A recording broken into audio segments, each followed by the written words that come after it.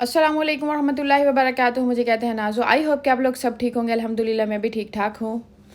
आज की जो मेरी रेसिपी है वो है आलू वाले पकोड़े।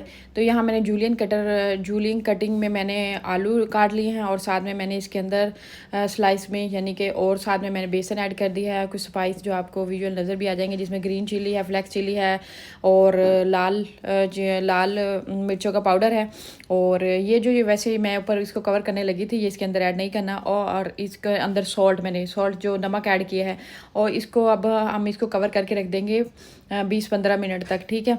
और देखना ये ना खुद ही पानी छोड़ दे, क्योंकि अगर हमने सॉल्ट किसी भी चीज़ में ऐड कर दिया ना तो वो जो है वो पानी खुद ब खुद ना छोड़ देते हैं।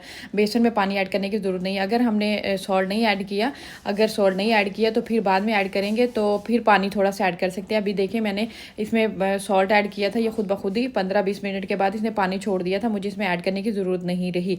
और अगर देख लें इसकी अगर ये थिक है तो पानी थोड़ा सा ऐड कर लें, ठीक है। अभी ये मैंने यहाँ ऑयल लिया है और मैंने इसमें पकौड़े बनाना शुरू कर दिए हैं। ये बहुत क्रिस्पी और यूनिक से पकौड़े बने हैं।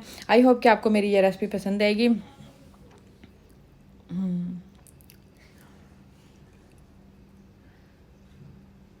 अच्छा, आपको ये मेरी रेसिपी पसंद आएगी। इसी के साथ मैं करती हूँ अपनी वीडियो को इख्तिताम।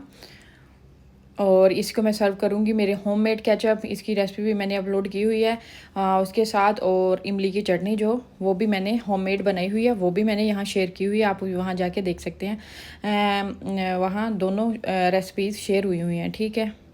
अल्लाह हाफिज़, बाय बाय।